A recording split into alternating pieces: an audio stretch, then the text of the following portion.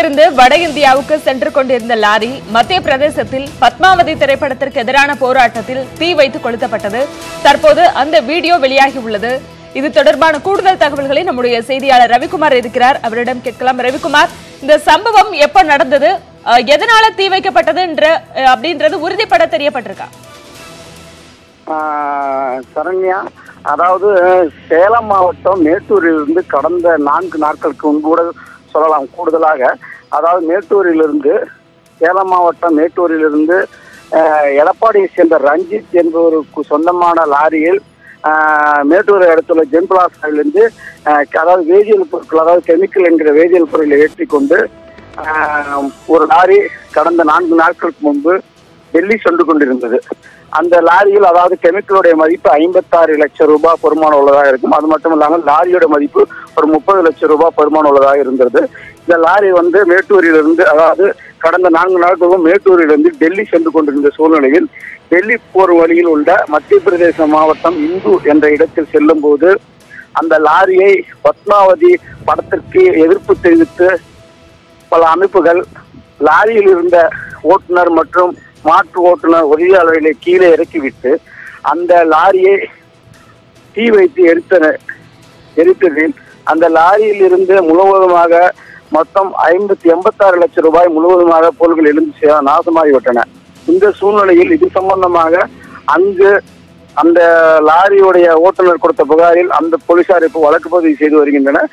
லாரியிலிருந்து எவ்விதமான உயிர் சேதம் ஏற்படுத்த சூழ்நிலையில் லாரி முழுவதுமாக எரிந்து சேதமடைந்து வருகிறது. சரண்யா, இல்ல, இது இந்த பத்மாவதி திரைப்படத்தோட போராளிகள் தான், இத பத்மாவதி திரைப்படத்தை எதிர்க்கக்கூடிய அந்த போராட்டக்காரர்கள் தான் இந்த லாரிக்கு தீ வைத்தாங்க அப்படிங்கிறது உறுதிப்பட தெரிய வந்திருக்கா?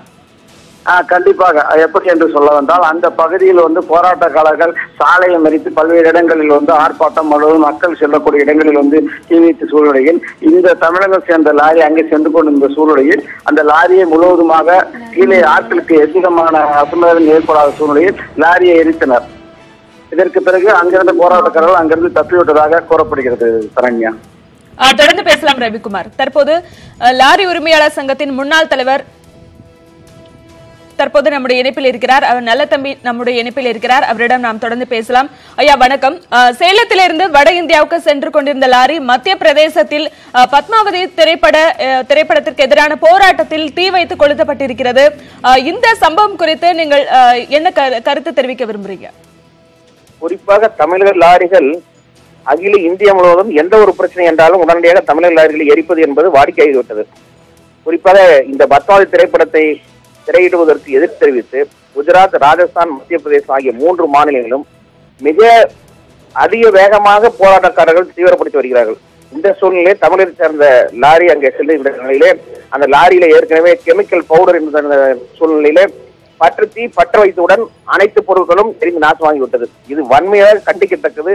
இனி இவ்வாறு வராது. இந்த வன்முறை செயல் நீடித்தால் இந்தியாவாக இருக்காது, துண்டுபட்ட நாடாக மாறிவிடும் என்பதை இந்த தருணத்திலே தெரிவிக்க கடமைப்பட்டுள்ளோம்.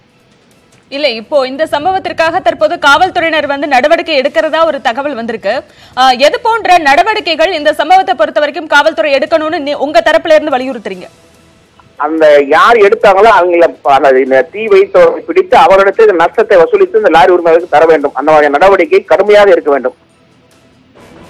இப்போ வட இந்தியாவில இந்த மாதிரி பிரச்சனைனா வட இந்தியாவுக்கு போகக்கூடிய தமிழகத்திலிருந்து செல்லக்கூடிய லாரிகள் இது போன்று தீ வைத்து கொளுத்தப்படுவது வாடிக்கையான ஒரு விஷயமா இருக்கு அப்படின்னு சொன்னீங்க. இதை தடுப்பதற்கு உங்க சங்கத்திலிருந்து, உங்க லாரி உரிமையாளர்கள் சங்கத்திலிருந்து ஏதாவது ஒரு தீர்மானமோ அல்லது வேறு ஏதாவது ஒரு ஆலோசனை கூட்டமோ நடத்துவதற்கு நீங்க ஏற்பாடு பண்ணிருக்கீங்களா? நடவடிக்கை எடுத்திருக்கீங்களா? எடுக்க இருக்கீங்களா?